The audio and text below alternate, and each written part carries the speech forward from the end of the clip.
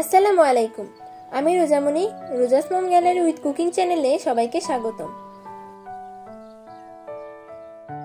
আজ আমি শেয়ার করব গরু বা খাসির ভুঁড়ির সবথেকে সহজ, মজাদার ও পারফেক্ট রেসিপি।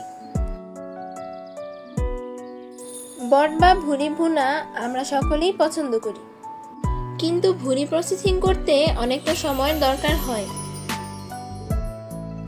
ভুঁড়ি বা বট রান্নার রেসিপির জন্য আমি এখানে 1 কেজি গরুর ভুঁড়ি নিয়েছি। প্রথমেই গরুর ভুঁড়ি ভালোভাবে পরিষ্কার করে ফুটন্ত পানিতে সিদ্ধ করে নিব। বট সিদ্ধ করার সময় পানিতে 1 চামচ হলুদ গুঁড়ো মিশিয়ে নিয়েছি। এরপর ভুঁড়ি টুকরো টুকরো করে কেটে নিব। এবার সিদ্ধ বটগুলো আমি কড়াইতে ভেজে নিব। বট ভাজার সময় 1 চামচ হলুদ গুঁড়ো ও 1 চামচ লবণ দিয়ে ভালো করে মিশিয়ে নিব। 8-10 মিনিট ভাজার পর আমি চুলা থেকে বট নামিয়ে ঠান্ডা করে নিব। বট ভাজার সময় হলুদ মিশিয়ে নিলে এর কালারটা সুন্দর আসে। ভুঁড়ি রান্নার জন্য এখন চুলায় প্যান বসিয়ে পর্যাপ্ত পরিমাণ তেল দিব। তেল গরম হলে গোটা মশলাগুলো দিয়ে দিব। গোটা মশলাগুলো কিছুক্ষণ সময় ভেজে 1 কাপ পেঁয়াজ কুচি অ্যাড করব। এবার পেঁয়াজগুলো ভেজে একটু নরম করে নিব। আমি এখানে 8-10টি সাদা এলাচ, 5-6 টুকরা দারচিনি, কিছু গোলমরিচ, কিছু লবঙ্গ, একটু জয়ত্রী, 2টি কালো এলাচ ও 4টি তেজপাতা অ্যাড করেছি। পেঁয়াজ কিছুটা নরম হয়ে এলে 2 চামচ রসুন বাটা, 2 চামচ আদা বাটা, 1.5 চামচ জিরা বাটা অ্যাড করব এবং কিছু সময় ভেজে নিব, যাতে করে মশলার কাঁচা স্মেলটা চলে যায়। এবার এখানে আমি 1 চামচ হলুদ গুঁড়ো, 2 চামচ মরিচ গুঁড়ো, 2 চামচ ধনিয়া গুঁড়ো ও স্বাদমতো লবণ অ্যাড করব।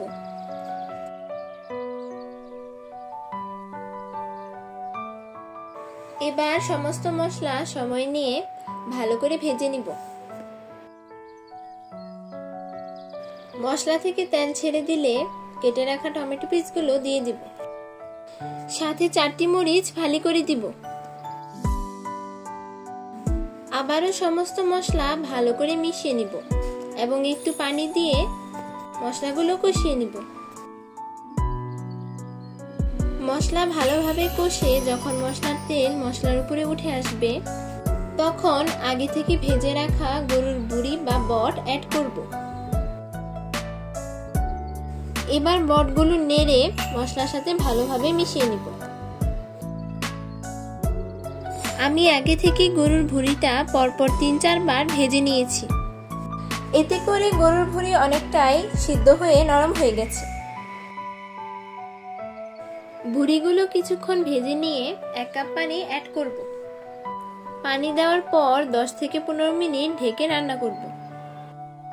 টমেটো ও কাঁচামরিচ দেওয়াতে ভুঁড়ি ভুনাটা অনেক মজাদার হবে। পানি কিছুটা শুকিয়ে গেলে আমি ভুঁড়ি ভুনার স্পেশাল মশলা 2 থেকে 3 চামচ অ্যাড করব।